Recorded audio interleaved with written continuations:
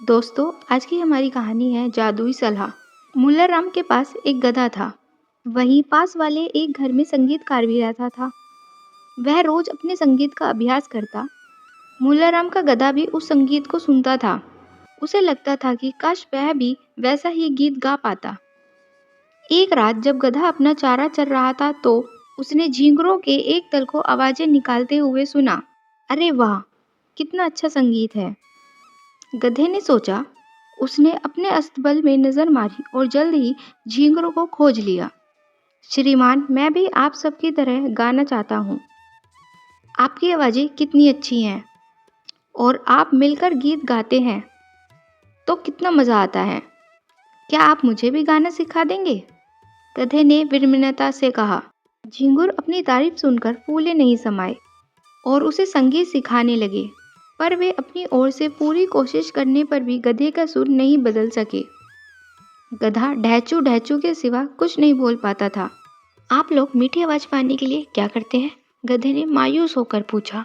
हम सब सुबह की ओस पीते हैं, झींगरों ने जवाब दिया। हाँ, तो मुझे भी यही करना चाहिए, गधा बोला। तो अगले दिन से ही गधा सुबह की ओस पीने लगा। वह अपने चारे को मुंह तक नहीं लगाता था। पहले तो मुल्लाराम ने इस बात पर गौर नहीं किया, लेकिन 2 दिन बाद जब वह चारा डालने आया तो उसने देखा कि गधे ने पहले वाला चारा ही नहीं खाया था। उसे लगा कि उसका गधा बीमार हो गया है। उसने अपने गधे को हकीम से दवा लाकर खिलाई ताकि उसे खुलकर भूख लग सके, लेकिन कोई फायदा नहीं हुआ।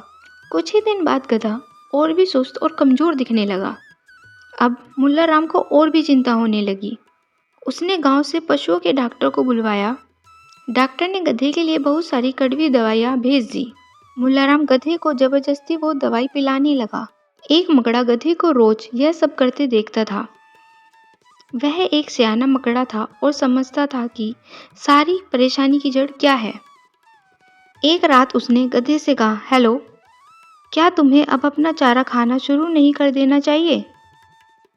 सुस्त गधे ने कहा, ओह, अगर मैं चारा खाने लगा तो गाना कैसे गाऊंगा? जो भी हो, तुम ओस पीकर तो अपना पेट नहीं भर सकते।